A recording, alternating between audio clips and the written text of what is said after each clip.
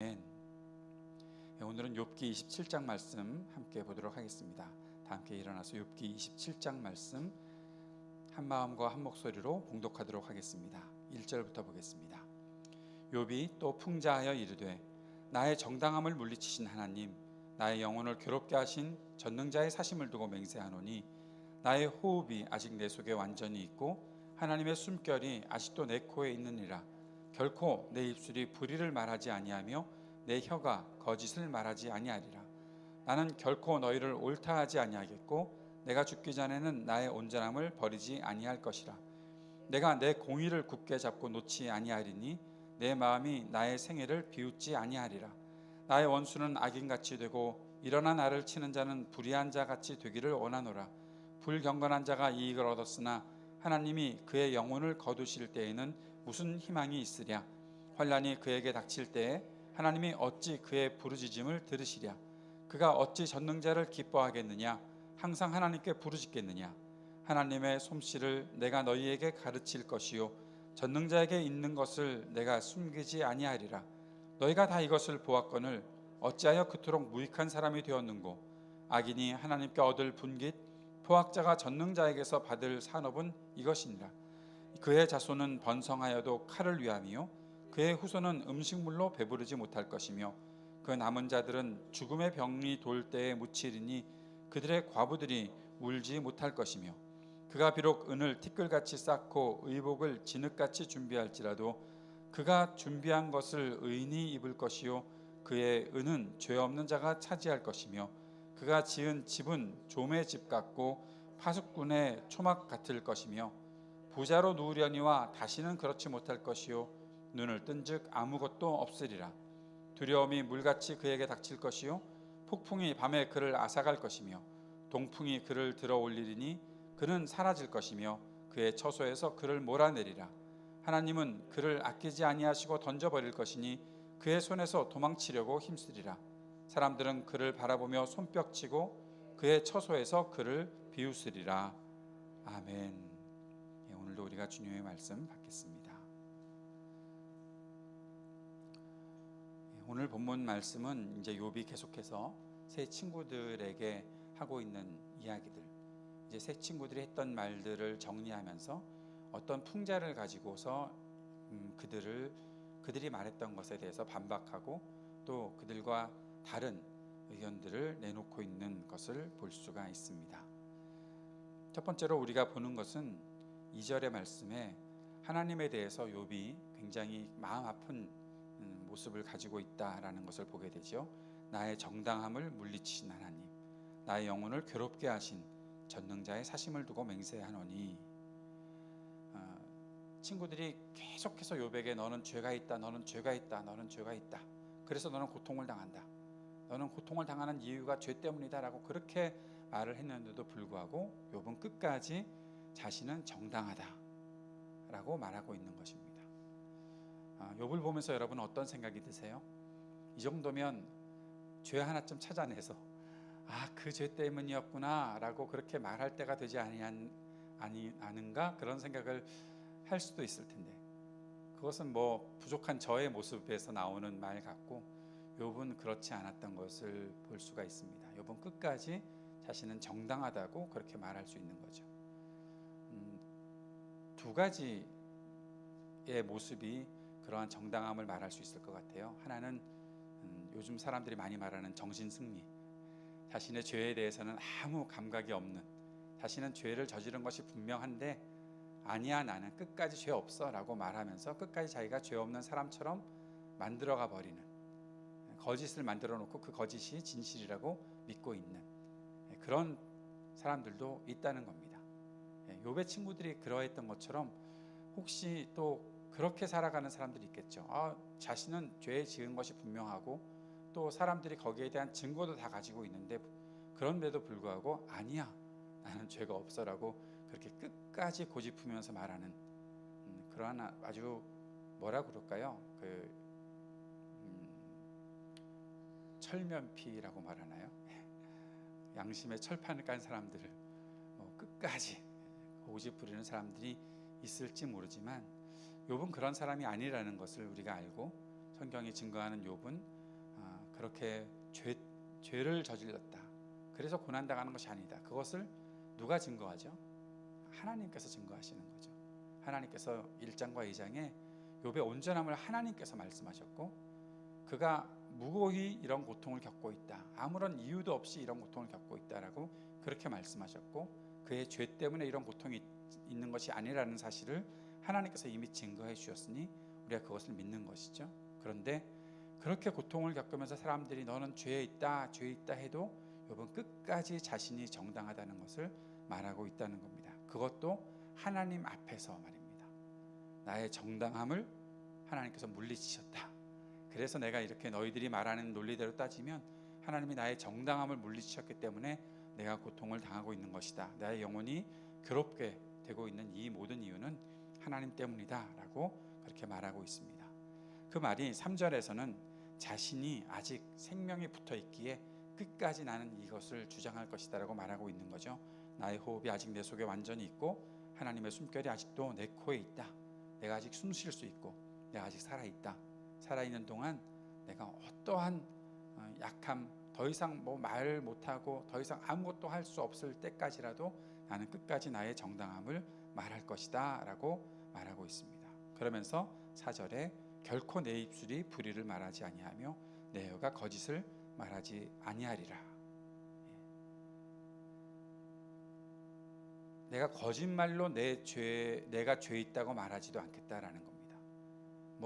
친구들에게 조금 인정받으려고, 친구들과 좀 좋은 관계를 유지하려고, 됐어, 그래 나 죄인이다, 나 그렇게 하겠다, 그런 것도 안 하겠다는 거예요. 결코 그렇게 말하지 않겠다라는 것이죠. 나는 결코 너희를 옳다 하지 아니하겠고 내가 죽기 전에는 나의 온전함을 버리지 아니할 것이라. 내가 온전하다는 이 사실을 죽기 전에는 버리지 아니할 것이다. 죽을 때까지 그렇게 지킬 것이다 라고 말합니다. 이런 확신 가운데 욥이 서 있는 것이죠. 그런데 한번 이런 생각을 해봅니다.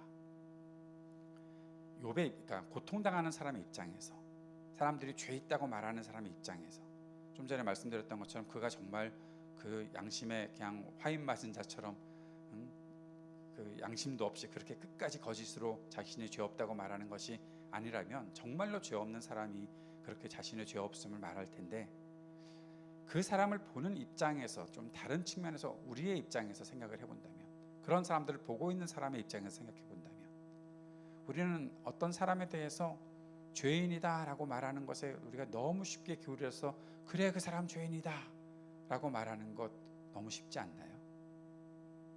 이 시대가 그런 거 아닌가요? 누구 하나 죄인 만들려고 신문 기사 하나 떠놓고 이렇게 뉴스 하나 나오면 다 그 사람이 죄인이라고 말하잖아요. 그래서 죄인 만들어서 고통을 당하는 사람이 얼마나 많이 있습니까?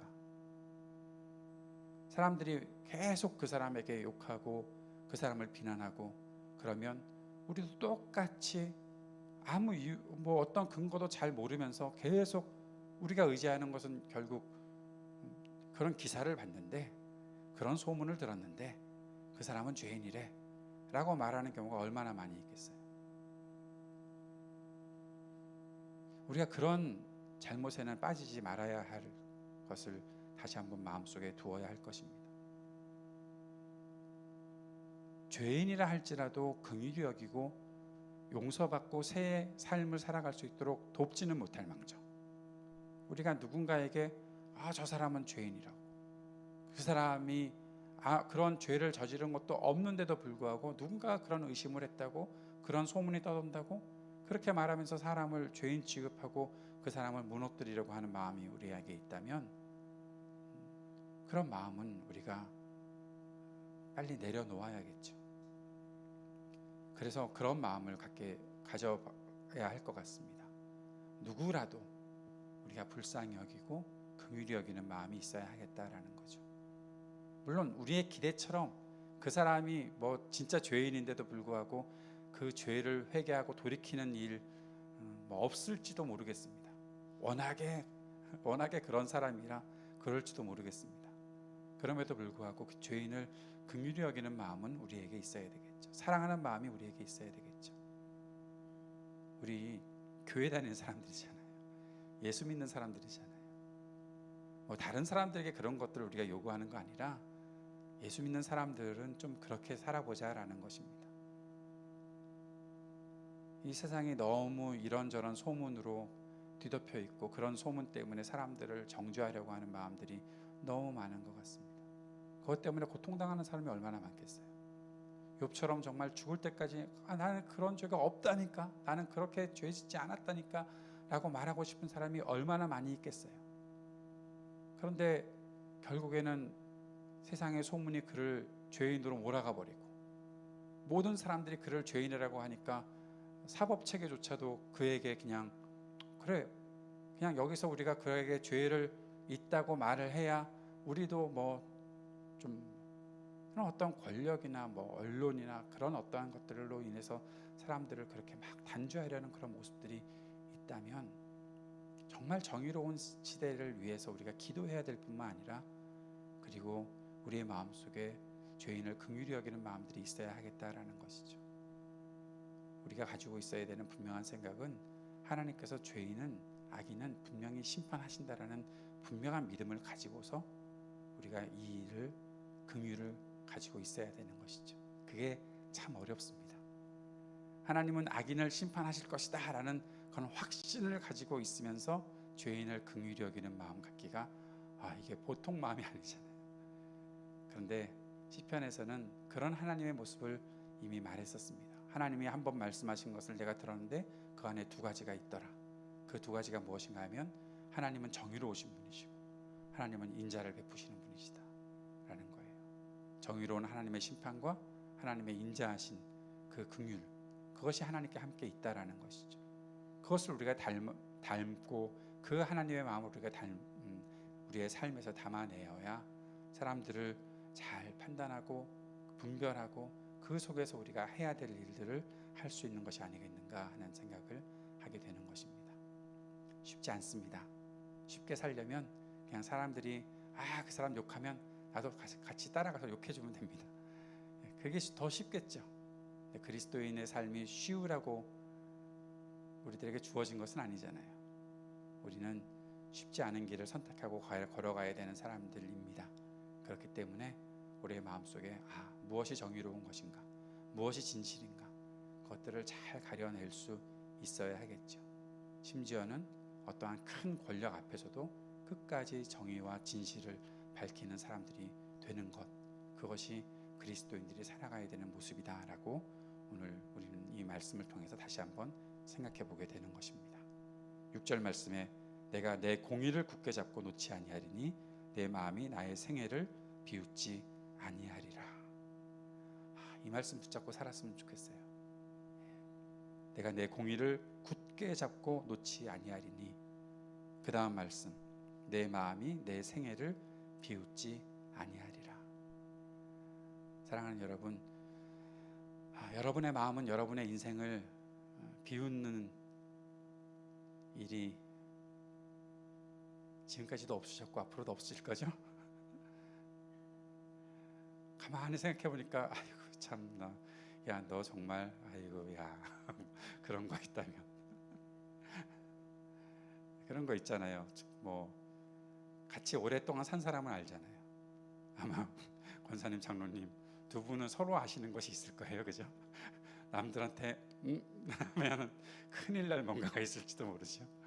제 아내가 저를 볼 때도 그러겠죠. 내가 한마디 하면 너 끝난다 뭐 그렇게 말할 것들이 있을지도 모르겠죠. 근데 뭐 그게 남한테 오는, 뭐 배우자에게 오는 그런 내용뿐이겠습니까? 나 스스로가 나를 알잖아요. 나 스스로가 나를 보면서 너 참 용 쓴다 뭐 그렇게 생각하고 비웃는다면, 그게 하나님께서 일반 은총으로 이 땅에 주신 이성과 양심이라는 것이 있기 때문에 누구나 그런 마음을 가질 수 있는 것이거든요. 그것까지도 마비된 사람이라면 이제 포기해야 되는 거죠. 사랑하는 여러분, 우리 평생 지금까지는 어떠했는지 모르지만 하나님 앞에 내가 하나님께서 거룩하다 여기시고 또 나를 존귀하다 여기시고 의롭게 여기셔서 나를 구원해 주셨고 나와 함께 하시는 그 하나님을 믿고 살아가는 그 모든 순간에, 앞으로의 모든 순간에 우리 자신이, 우리 마음이 우리 인생을 보면서 비웃는 일이 없기를, 욥처럼 이렇게 고백할 수 있기를, 내 마음이 나의 생애를 비웃지 아니하리라, 이렇게 당당한 모습을 가지고 살아갈 수 있게 되기를 바랍니다. 그런 은혜가 있기를 바랍니다. 어떻게 하면 그렇게 될 수 있을까요? 우리가 결심하면? 여러분의 결심을 여러분이 믿으십니까? 아니죠. 주의 도우심이 있어야죠. 성령의 도우심이 있어야죠. 성령께서 우리를 일깨워 주실 것입니다. 야, 그러면 안 돼, 그렇게 말씀하시면 빨리 정신 차리고 돌이킬 수 있어야 합니다. 성령께서 우리에게 이 말씀을 들어라 라고 말씀하시면 그 말씀을 듣고 그 말씀대로 살아갈 수 있어야 하는 것입니다. 그래야 우리가 욥처럼 이렇게 말할 수 있는 것이죠. 욥이 어떻게 살아왔는지 우리가 알잖아요. 그가 얼마나 하나님 앞에 온전함을 가지고 살아가려고 애썼는지 우리가 알잖아요. 우리 모두의 삶에 그런 하나님의 은총이 있기를 바랍니다. 그렇게 주의 도우심을 바라보고 살아가는 우리가 될 수 있기를 바랍니다. 이 말씀 하나 외워놓아도, 오늘 요 반만 외워놔도, 6절의 반만 외워놔도 좋을 것 같습니다. 한번 따라해 볼까요? 내 마음이 나의 생애를 비웃지 아니하리라. 내 마음이 나의 생애를 비웃지 아니하리라. 아멘. 그리고 나서 욥이 이제 악인들은 분명히 망한다라는 사실을 말하고 있습니다. 그런데 욥의 친구들도 악인들은 분명히 망한다라고 얘기했었어요. 욥도 똑같은 말을 하고 있는 것 같습니다. 그런데 욥의 말과 친구들의 말이 약간 차이가 있습니다. 뭔가 하면 욥은 현실을 함께 보면서 말하고 있는 것입니다. 그리고 하나님께서 분명히 종말의 때에 심판하실 것에 대해서도 욥은 말하고 있는 것입니다. 친구들은 단지 지금 현상을 보고, 지금 너 고통당하니까 너 죄악을 저질렀고 그 죄악 때문에 네가 이렇게 망한 거야 라고 그렇게만 이야기하고 있지만, 욥은 아니야, 하나님이 악에 대해서 분명히 심판하시고 그 죄악을 분명히 다, 그 악인들을 다 멸망시키시겠지만, 그러나 그것이 현실 세계에 일어날 수도 있는 일인 것과 동시에 지금 악인들이 평탄하게 살고 부유하게 살고 온갖 것들을 누리며 산다고 하더라도 하나님께서 심판하시는 그 종말에 그들은 다 망하게 될 것이고, 지금 현실 그들을 보면서 판단할 수는 없는 거야 라는 말을 해주고 있는 겁니다. 친구들의 말처럼만 생각을 하면 지금 잘 사는 사람들은 다 하나님께 복받은 사람들이에요. 다 의로운 사람들이에요. 왜요? 복받았으니까. 그 복이라는 게 뭡니까? 결국에는 물질의 부유함들 아니겠어요? 그 물질의 부유함을 누리고 있는 사람들은 다 의로운 사람들이어야 하는 거예요. 근데 우리는 이미 알잖아요. 물질의 복이 있다고 그 사람들이 다 의로운 사람들입니까? 아니거든요. 잘못된 그런 권력을 가지고서 자신들의 힘을 가지고서 가난한 자들의 것들을 빼앗고 자신들의 부를 축적하는 그런 악한 사람들이 있었거든요. 그들이 부유하게 살아가는데 그들이 아직 심판당하지 않았던 것이고, 그것은 욥이 바라보는 것뿐만 아니라 시편 기자도 시편 73편에서 말했던 것이고, 성경에도 그런 사람들은 수없이 많이 있었습니다. 욥은 지금 그것을 함께 보고 있는 거죠. 악인들, 그들이 지금 잘 살 수도 있어. 그것만 보고서, 현실만 보고서 판단해서는 안 돼. 현실을 잘 분별할 수 있어야 돼 라고 욥은 말하고 있는 겁니다. 욥의 이 이야기들을 쭉 들어보면 악한 사람들은 반드시 망하지만, 그러나 지금 그들이 아직 안 망했을 수도 있고, 그러나 그것 때문에 그들이 영원히 그렇게 복을 받았다라고 말할 수는 없는 거다라고 욥은 친구들에게 그렇게 반론을 제기하고 있는 것입니다. 우리가 따라야 하는 그 논리는 욥의 말에 있어야 하는 것이죠. 이것을 뭐 악인 필망론이라고 말해도 괜찮을지 모르겠습니다. 그런데 욥이 말하고 있는 이 악인 필망론이라는 것은 결국 종말론적인 악인 필망론이다라고 말할 수 있을 것 같습니다. 하나님께서 심판하시는 그때가 오면 반드시 그들을 멸망한다라는 거죠. 그들이 지금 떵떵거리고 있는 것 같지만, 그들이 지금 잘 살고 있는 것 같지만 결국 그들이 누울 때 19절에 부자로 누우려니와 부자로 살면서 그렇게 자리에 눕고 죽게 되겠지만 다시는 그렇지 못할 것이요 다시 눈을 뜬 즉 아무것도 없으리라. 그들이 가지고 있었던 모든 부와 권력은 한 번에 다 사라져 버릴 것이다. 하나님께서 그들을 심판하실 것이다 라고 말하고 있는 것이죠. 이 말씀을 통해서 우리가 얻을 수 있는 교훈이 하나 있습니다. 그것은 무엇인가 하면 쉽게 낙담하거나 절망하지 말자라는 겁니다. 악인들이 그렇게 잘 산다고 해서 거기에 마음 빼앗기고 내가 의롭게 살려고 했고 온전하게 살려고 했는데 나는 지금 이 모양이고 저들은 저렇게 잘 사는데 이거 아닌가? 하는 그런 식으로 마음을 놓치는 일이 없어야 하겠다라는 거죠. 시편 기자가 그랬잖아요. 악인들이 잘 사는 것을 보면서 내가 미끄러질 뻔했다라고 말하고 있습니다. 그것을 어떻게 마음을 지킬 수 있는가? 시편 기자는 내가 성소에 들어갈 때에 내가 깨달았다라고 말하고 있죠. 하나님을 바라보고 하나님의 임재 가운데 있을 때 하나님의 공의로우심과 정의로우심 그리고 하나님의 긍휼 사랑 그 모든 하나님의 일들을 하나님의 말씀을 내가 들을 수 있는 그 자리에 갔을 때 이게 다가 아니구나라는 사실을 깨달을 수 있었다라고 시편 기자는 그렇게 말하고 있었습니다. 욥도 마찬가지로 똑같은 것입니다. 욥이 지금 하나님 앞에 있기 때문에 그 사실을 알고 있는 것이죠. 사랑하는 여러분 주변에 악한 사람들 혹시 우리에게 해코지 하는 누군가가 잘 살고 있습니까? 너무 부러워하지 마십시오. 악한 사람들에 대해서 나도 이제 그만해야 되겠다 그런 생각하지 말고 끝까지 하나님 앞에서의 의로움들을 지켜나갈 수 있는 우리가 될 수 있어야 하겠습니다. 그리고 그러한 것이 분명히 하나님께서 역사하실 것들이 분명히 있다면 우리가 분별력을 가지고 선택할 수 있어야 되는 것이죠. 내가 어떤 길을 갈 것인가? 그 길에 불의한 것이 있다면 그 길을 가지 말아야 한다는 것입니다. 돌이킬 수 있어야 된다는 것입니다. 어제 구약 개론 시간에 소선지서를 공부하면서 소선지서의 주된 메시지가 돌아오라라는 하나님의 말씀이다라고. 돌아온다는 것은 무엇인가 하면 길을 돌이키라는 거예요. 회개라는 것은요, 돌이켜서 하나님께서 원하시는 방향으로 살아가는 것을 말해요. 회개는요, 하나님 나 잘못했어요 자백하는 것이 다가 아니에요. 회개는요, 내가 이거 잘못했구나 깨닫는 것이 다가 아니에요. 그러니까 회개는 어디서 나타나는 건가 하면 회개는 우리의 삶에 나아가서 그 삶의 자리에서 나타나야 되는 거예요. 완전히 돌이키는 삶을 살아야 되는 거예요. 교회에서 회개 기도하고 눈물 콧물 다 쏟고 그렇게 기도한다고 해서 회개가 다 된 게 아니에요. 하나님께서는 그래? 너 그렇게 자백했어? 그러면 어떻게 할 건데? 하나님은 그걸 물으실 거예요. 그걸 보실 거예요. 돌이켜야 되는 거예요. 여기서 회개해놓고 나가서 똑같이 살고 여기서 회개해놓고 똑같이 살고, 여러분 그거는 하나님께서 원하시는 것이 아니에요.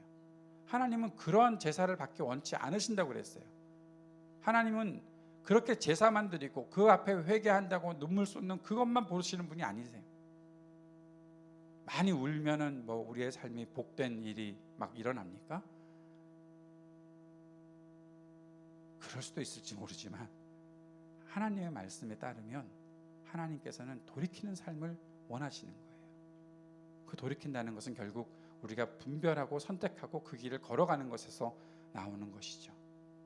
사랑하는 여러분, 어떤 일이 있더라도 정의로운 길을 선택하십시오. 그리고 그 길을 걸어가셔야 합니다. 버겁고 힘들고 무척 고달플 겁니다. 때로는 외로울 겁니다. 그럼에도 불구하고 그 길을 걸어가야 되는 분명한 이유가 있다는 사실을 가지고서 그 길을 가야 하는 것입니다. 그 길이 하나님께서 우리에게 원하시는 길이라면 그 길을 걸어가야 하는 것입니다. 하나님의 말씀이 그렇게 말씀하셨다면 나는 끝까지 그것을 가지고 가야 하는 것입니다. 결국 우리는 알게 될 것입니다. 악한 자들은 다 망하는구나. 그리고 하나님은 의로운 사람들의 손을 들어주시는구나. 분명히 그것을 우리가 알게 될 것입니다. 우리에게 그러한 희망이 있다는 사실을 꼭 기억하시기를 바랍니다. 사랑하는 여러분, 오늘 말씀을 통해서 우리가 받은 교훈들 마음속에 다시 한번 새기면서 정당함을 끝까지 지켜나갈 수 있는 사람 될 수 있기를, 그리고 나의 마음이 나의 인생을 비웃게 되지 않기를 우리가 기억하고, 그렇게 하나님께서 주신 이성과 또 양심을 잘 지켜나갈 수 있는 우리가 될 수 있기를 간절히 기도하는 마음이 있어야 되겠습니다. 그리고 사람들에 대해서 판단을 할 때 우리가 잘못된 판단하지 않도록 끝까지 우리를 붙잡아 주시도록 하나님께서 우리에게 지혜 주실 뿐만 아니라 하나님의 마음 담고 살아갈 수 있게 해주십시오. 간절히 기도해야 되겠습니다. 이 땅의 모든 악한 자들이 다 패망할 것입니다. 그래서 끝까지 우리가 의로움을 붙잡고 살아갈 수 있어야 하겠습니다. 하나님, 우리가 그 길을 걸어갈 수 있도록 도와주십시오. 주님 앞에 기도하는 이 시간이 되었으면 좋겠습니다. 우리 마음 모아서 함께 기도하는 시간 갖도록 하겠습니다.